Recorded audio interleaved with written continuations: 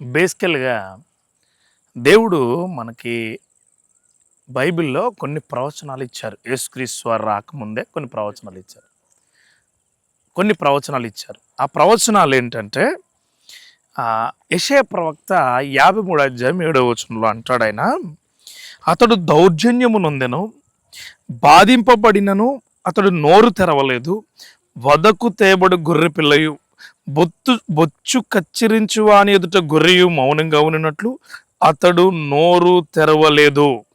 అన్యాయపు తీర్పు నొందిన వాడై అతడు కొనిపోబడెను. అతడు నా జనుల అతిక్రమమును బట్టి మెత్తబడెను కదా. అంటే కొన్ని వందల సంవత్సరాల ముందు ఈ యొక్క ప్రవచనం వచ్చింది. ఆయన ఖచ్చితంగా వధకు తేబడిన గొర్రె పిల్లగా ఉంటాడని.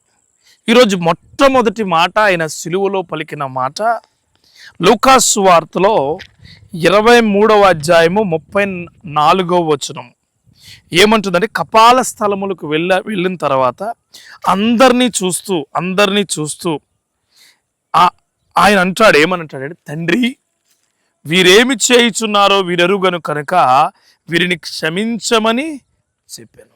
మొట్టమొదటి మాట ఏం చెప్తున్నాడు తెలుసు? యేసుక్రీస్తు వారు క్షమాపణ క్షమించమని అడుగుతూ ఉన్నాడు. ఎవరిని? దేవుణ్ణి. ఎందుకు? ఇక్కడ ముగ్గురును చూడొచ్చు. ఆయన ముగ్గురు కోసం మాట్లాడుతాడు. ముగ్గురు కనిపిస్తున్నారు. ఒకటి సిలువేయమన్నవారు, అంటే చుట్టూ ఉన్న జనాంగము. 2 దేవుడు, 3 ఈయన. ఈయన రిక్వెస్ట్ చేస్తున్నాడు దేవుడిని. ఏమనంటే, చుట్టూ ఉన్న వాళ్ళకి ఏం తెలీదు అంటే ఇక్కడ మనం తెలుసుకోవాల్సిన గొప్ప మాట ఉందండి. ఏంటో తెలుసా? నీకు తెలియకుండా ఏం చేసినా దేవుణ్ణి క్షమించమని అడిగితే క్షమిస్తాడో ఫాగివ్ చేస్తాడు ఆయన. అందుకే నీ శత్రువులను క్షమించమని నువ్వు దేవుణ్ణి అడగాలి. ఎవరిని? వధించాలనుకున్న వాళ్ళని, నానబెట్టి హింసించిన వారిని, ఇబ్బందికరంగా క్రియేట్ చేసిన మనుష్యులను ఆయన అడుగుతున్నాడు. ఏంటో తెలుసా? తండ్రి వీరేమి చేయుచున్నారో వీరికి తెలీదో. They don't know what they are doing. ఎంత గొప్ప మాట అండి, ఎంత గొప్ప మాట. తెలియట్లేదు వాళ్ళకి ఏం చేస్తున్నారు. అందుకే క్షమించండి. ఇక్కడ రెండు విషయాలు క్షమాపణ నుంచి మనం తెలుసుకోవాలి. క్షమించండి అని దేవుణ్ణి అడుగుతున్నాడో మీకు క్షమాపణ వస్తుందని ప్రజలకు చెబుతున్నాడు. 2 గ్రహించమని దేవుడికి చెబుతున్నాడో మీకు క్షమాపణ లాంటి విధానం ఉందని మళ్ళీ మనుషులకు చెబుతున్నాడు. యేసుక్రీస్తు వారండి సిలువ పైన చేసిన సువార్త ఈ లోకంలో నిలబడిపోయే సువార్త. ఆయన నడిచినప్పుడు కాదు, మాట్లాడినప్పుడు కాదు, అందరితోనూ వెళ్ళినప్పుడు కాదు. ఈ క్షమాపణ ఈరోజు నీకు కూడా ఉండాలి.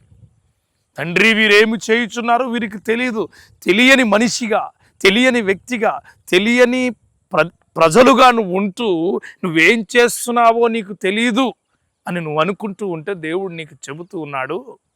ఏంటో తెలుసా? నిన్ను క్షమించడానికి సిద్ధంగా ఉన్నాడు ఆయన.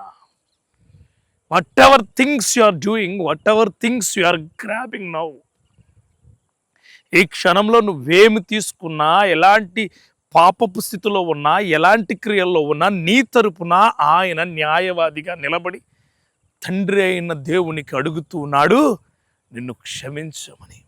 గుర్తుపెట్టుకో, క్షమాపణ ఆయన ఇచ్చే గుణం.